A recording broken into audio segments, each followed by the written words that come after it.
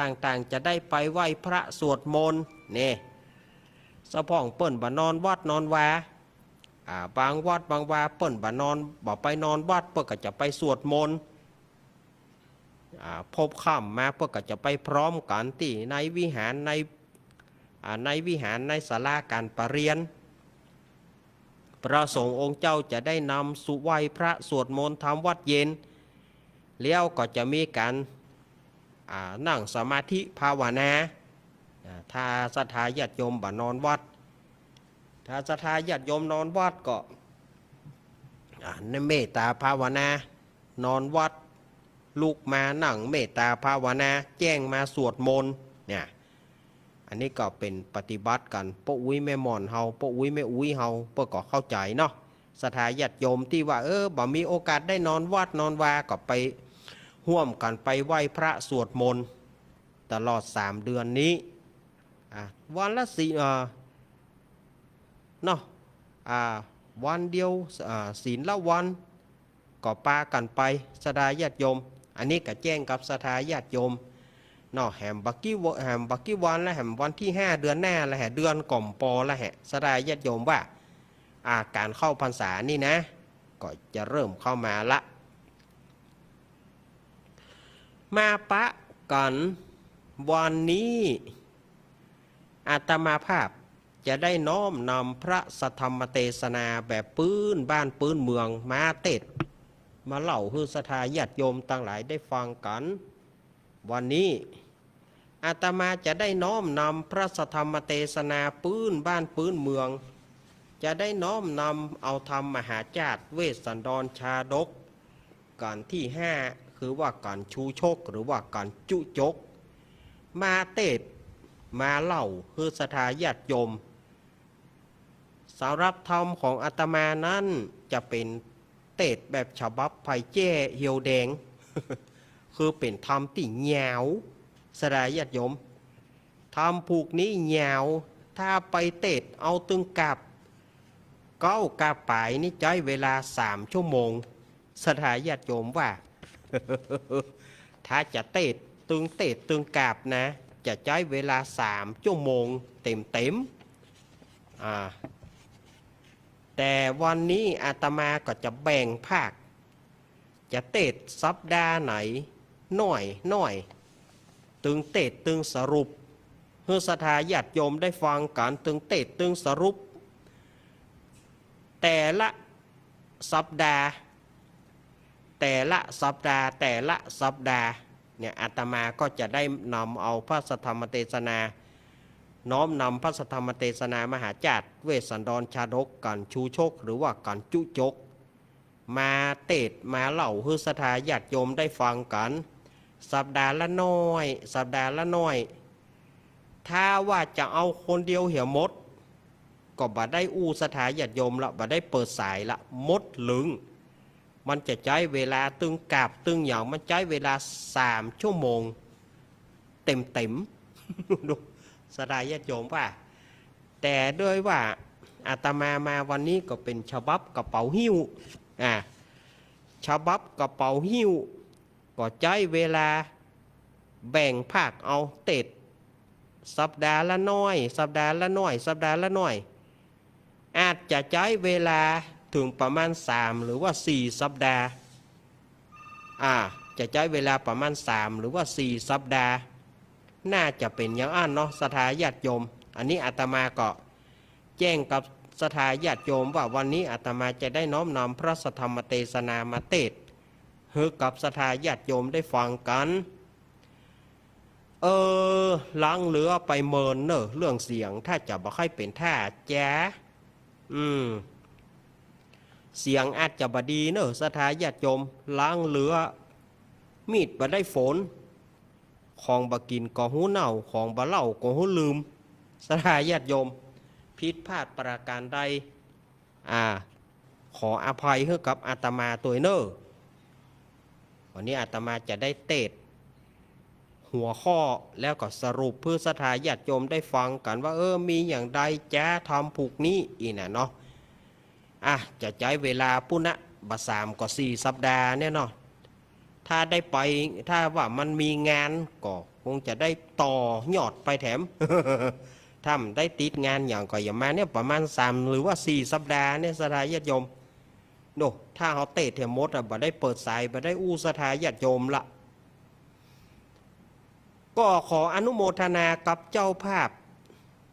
ก่อนเตะก็หมายมีแม่ป่อสมศักดิ์แม่สีเพนขาวเตี้ยบ้านตาจ้างตำบลหนองล่องอำเภอเวียงหนองล่องจังหวัดลำพูนก็ขอเป็นเจ้าภาพกันเตดเพื่อจะตานไปหายังเพื่อจะตานไปหายังป้าอุ้ยน้อยปอนแม่อุ้ยเงินจินาอิจะตานไปหาป้อสีแม่สอนขาวเตี้ยจะตานไปหา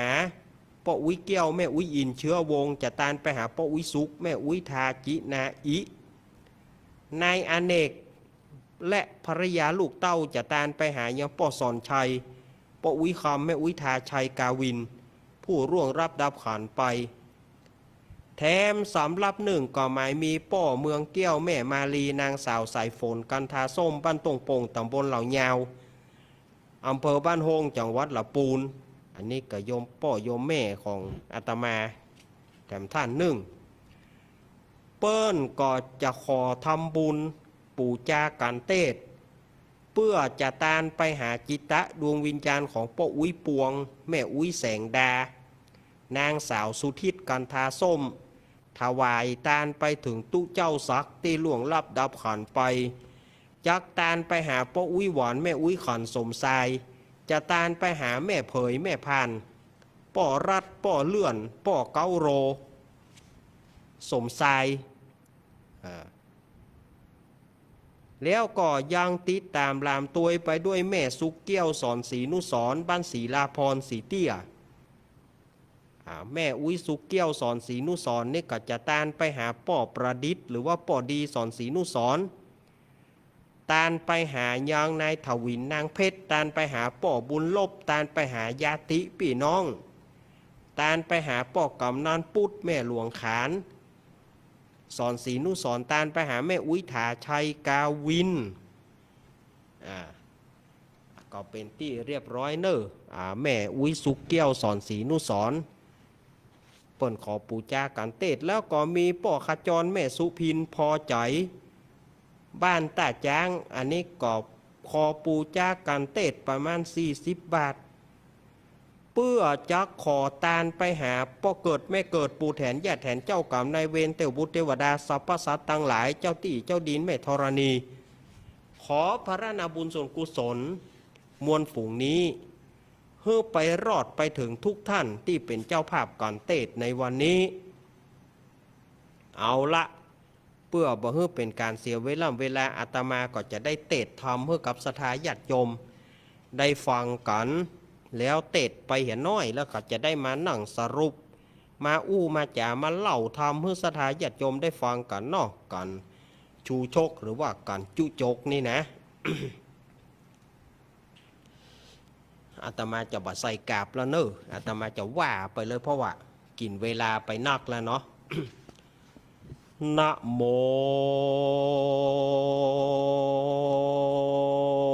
ตัสสะภะคะวะโต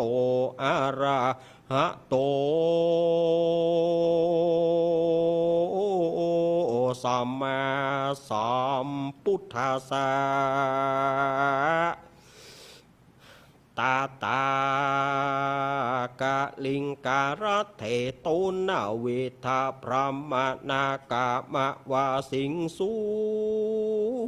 จูจักโก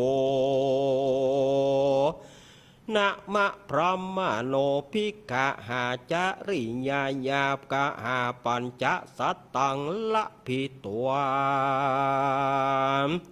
เอกันสามิงพระมานากุเลทะเปตวาปุณณทานังปริเยสนาทายกา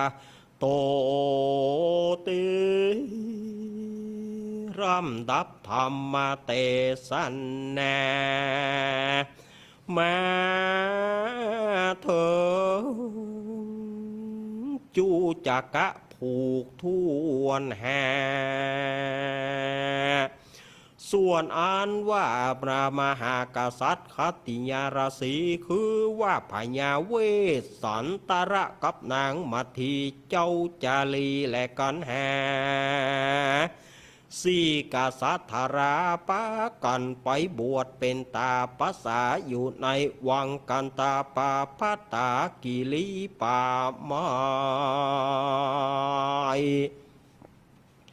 ญาตาและมีในการะเมื่อใดดังอันตะตาในกาละยามนั้นยังมีพรามปูหนึ่งชื่อมันว่าจูจักะพรามว่าอันดีลีแต่เดิมมันอยู่สาวัตถีเมืองใหญ่ไฟก็ซ้ำมาวู่ไม่เกหาเสียไปตังปาริโภกาเครื่องบริโภคก็มาเป็นตุกเศร้าตุกโศกแต่เดิมมากันว่าถึงเมืองรัฐากาลิงกลาดพรามเทาก็มาสร้างเขาว่าแห่งตนที่บ้านตูนนวิทากามจูจักะพรามยินลำบากตกทุกหยาเข็นใจจริงจักเดินสะแวงขอจะจอยก็ได้เข้าของอันจักจ่ายประมาณ100 กะหาปณะจัดเป็นอันตาแต่ว่าได้ปันเงินธาราพิวจักรำดับมาแต่ต้นนะได้40 กมชื่อว่า100 กะหาปณะเหือนแห่งพรามนั้นก็ว่ามี4 เสาซ้ำเอาไม้เป่าหนุ่มมาแปลงยะยะย่องยะแย่งแม้นว่ามาคืนแกว่งห่างก็ไวแมวไอก็เฟือนก็จ้อยจักหาติไว้ยังทงคำก็บ่ได้การว่าจักเอาไปไว้บนหัวปู่พรามก็มากลัวเป็นจ้องจักเอาไว้หน้าปองมันก็กลัวโจรมาลักโจกมันจิงปกเอาคำไปเสาะไซนำไปฝากไว้กับข้ากูลขี้ไรบ่มีสางเท่าหวังใจไฟหอยอย่างนางสาวน้อยจริงริงอันเป็นลูกยิงผู้ร้ายกันมันฝากไว้แล้วก็จักไปขอแถมเล่าจักมาถามหาของเก่าโตนนี้ไปเมินสาร่ำพร่ำว่าได้หลายปีหนีไปเมินหลายกว่าเขาก็ซ้ำว่ามันเมื่อมอนนะจริงขายทงทอนเอาคำออกใจเท่าสายร้ายป้อยคืนมายะถามหาจะจดจะจาดปานดังจักตุดญาติเตเอาแหละนะเมื่อนั้นข้ากูลพรามถอยไรบ่มีสั่งใจกะนี่คำพรามเต้าว่ามีลูกยิงงามจ้าร้อนจิว่านางเนื้ออ่อนอามิตตาจริงจัดดาขายกว่าเป็นกะนี่คำพรามไปหันแหละนะจูจะโกเมื่อนั้นจูจักะพรามจูจักะพรามจริงเล่ารมนางหนุ่มน้อยอมิตตาว่าดูกะราเจ้าอมิตตาคนเราเฮ้ยปู่ก็จักเอาเจ้าไปแตนตู่ขานางเตี้ยงว่าจักใดแตนขัวกูจ้องปู่จะย่องเอาเจ้าไว้เป็นหลานนางอามิตาตาก็เยาว่าจักเป็นดังอันจริงขานกอมไปว่าดีธาราปูเฮยว่าอ่านนะเมื่อนั้นจูจักะพรามจิงเอานางงามหนุ่มน้อยเมื่ออิงอ่อยไว้ใจสอยอยู่เฮือนมันเมื่อนางเมื่อรอดแล้วเย้าว่านางแก้วอยู่บ่เกยมันก็มาเนี่ยโจมเจยจ้าต่อว่าดูรานางรูปหล่อฮักปานใจเจ้ามักไข่ใดเครื่องประดับอันใดกูปี้ก็จักคือสร้างหรือว่าจักมัก ต่อตั้งคำสายซอยใส่ปลายแขนหรือว่าเจ้ามักแหวนกู้นิ้วหรือว่าเจ้ามักเสื้อซิวไม่คำ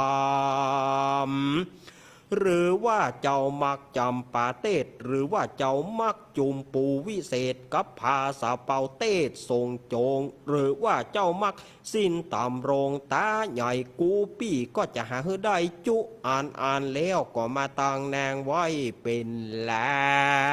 นเท่าละหวานลื่นเล่นยับบีบเน้นเป็นเมียเท่าตาเพรียเจยจุ่มได้เมียหนุ่มตกสะหันและนางอามิตาอาตาก็ประกอบไปโดยวัดปฏิบัติมันลับเด็กลูกเจ้าปั้มเรือนผัวเท่าจุวันยามสวนว่าพรามตั้งหลายฝูงอันเป็นสามิกะหอนนางอมิตตาหนุ่มนาวป้ามเรือนผัวเท่าตุกข้ามเจ้าหนอแรงง่ายเขาเสียได้อยู่บ่ได้จึงไปอยู่ที่ไกลด่าเมียเขาว่าดูการานางเราดังเรือมาพามาดบ่อุปถากฮักษายังตู่ข้าตั้งหลายตุกข้ามเจ้าบ่เหมือนนางอมิตตาหนุ่มนาวป้อมเรือนผัวเท่าชื่อว่าจูจักะพรามนั่นจาเมื่อนั้นนางตั้งหลายก็มาเจียนจาก่อนว่าดูการาสหายตั้งหลายเฮในกาละอ่อนเมื่อก่อนผัวเฮาบ่หอนว่าให้สักเตื้อดีลีตั้งแต่อีการะกินีผู้นี้มาอยู่ห่วมบ้านผัวเฮาด่าเฮาว่าขี้ข้านดีลีมาเฮาจักปาก่อนครับมันนี่เจียนจากคือมันพรากสิยังบานนี่เตอะว่าอันแล้วเขาก็ปากันไปพระสูมจุ่มนุมกันยังต้าห้องเอิ้นด่านางอมิตตาเป็นโกระโหนมีมากว่าเอาละเนาะศรัทธาญาติโยมต่างหลายก็ได้เตศใส่ระบำทำนองทำการชูชกหรือว่าการจุจกกันท่วนห้านี้ศรัทธาญาติโยมสะพ่องกระถามว่าแล้วกถาต่อใดท่านอาจารย์ตะกี้บอกเปิ้นลูกโอ้สุมาเตอะ กถาของธรรมผูกนี้79กถาเป็นจ้าตาธรรมผู้ที่เกิดปีมะโรงหรือว่าปีงูใหญ่เนอะสลายญาติโยมอาตมาก็ลืมไปเตดไปเตดมาบัดได้บอกรายละเอียดทุกปนสกรรมเป็นธรรมจ้าตาของผู้ที่เกิดปีงูใหญ่หรือว่าปีมะโรงเนอะคาถา79คาถาอาตมาจะได้เริ่มจากศรัทธาญาติโยมละเดิมทีนั้นน่ะปู่พราหมณ์ชื่อว่าชูชกหรือว่าคนเมืองเขาชอบเพราะว่าทำจุจกคำว่าชูชกหรือว่าจุจกเนี่ยก็คือว่ามันกินดีสลายญาติโยมกินตะใดบ่ปอกินตะใดบ่ปอพ่อแม่ใส่ชื่อว่าชูชกหรือว่าจุจกหรือว่าฮ้องกันง่ายๆก็ปู่พราหมณ์ปู่พราหมณ์กินนักกินอย่างพามบ่ะ ที่เฮาฮ้องกันนะกินนักเป็นพามกะกินแต่กินว่าเดิมมันเกิดปู่พราหมณ์นี่เกิดที่เมืองสาวัตถีสลายญาติโยมพ่อแม่อยู่ด้วยกันก็ตุกก็ยากละ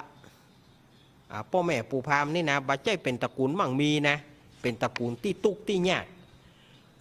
ศรัทธาญาติโยมเฮยอยู่กันตั้งแต่ปฐมวัย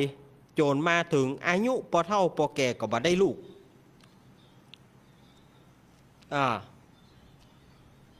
จะเป็นพ่ออย่างก็บ่ฮู้บ่ได้ลูกกรรมก็ค่าได้ลูก2 กรรมก็ค่าได้ลูกพาธนาเอาขอให้ได้ลูกแต่ว่าฟ้าดินฟ้าก็บ่ส่งฟ้าก็บ่ยอมส่งเทวบุตรเทวดาได้มาเกิดกับพ่อแม่ของปู่พราหมณ์บอกว่าไปเพราะว่าวิบากวิกรรมมาอย่างของเขา เทวบุตรเทวดาองค์ไหนก็บ่มาเกิดในที่สุดสองผัวเมียนี่ก็ไหว้สู่ไหว้ไปหารใส่ที่ศักดิ์สิทธิ์ที่ไหนก็ไหว้ขอให้ได้ลูกเนอะอันนั้นเข้าก็กลางตากลางตางโจมปวกบวกควายอย่างมาหัว จอมปวกบวกควายอย่างก็ปากันไปไหว้ขอให้ได้ลูกเตอหูจะนวกตาจะบอดจะเป็นอย่างไรกับจ้างมันเตอแข่งจะล้าขาจะเสียจะเป็นคนคนกับจ้างมันเตอขอให้มันได้ลูกสักคนหนึ่งเอาไว้สืบตระกูลอีโลขอให้ได้เตอบุญเขาก็ว่ากรรมเขาก็บ่หัวจะได้ญาติโยมวิญญาณปู่พามบ่มีที่เกิด วิญญาณปู่พามบ่มีที่เกิดแย่งใหญ่เสาะหาที่เกิดป้อนานไอ้ก็บ่เอาอุ้ยเมาก็บ่ฮื้ออุ้ยตื้อก็บ่ปานอุ้ยจานก็บ่ได้ไปเสาะหาที่ไหนก็ไผก็บ่ฮื้อมันเกิดเพราะมันเป็นคนบ่ดีขึ้นใต้ล่องเหนือขึ้นห้วยลงดอยสลายญาติโยมเสาะหาที่เกิดปู่พามเนี่ยบ่มีที่เกิดพ่อแม่ไหวตึงวันก็เลยบ่จ้างเนี่ยใดก็เลยไปเกิดกับแม่มันสลายญาติโยมเหยก็เลยไปเกิดกับพ่อกับแม่มันโจรใจละโจรอกโจรใจมีที่เกิดก็เลยไปเกิดเมื่อเกิดมาแล้วเอาสถาญาติโยมเอาอย่างป้อนเฮือกระไดเอาอย่างป้อนเฮือกระไดก็เลยว่าเอาข้าวนึ่งเนี่ยนะข้าวเหนียวเขานี่นะข้าวนึ่งเสี่ยงเจ็ดหอยกินควายน้อยแหมตัวหนึ่งเอาป้อน ขนาดเกิดมาวันแรกนะสถาญาติโยมเอ่ยเอาอีลำเหลือ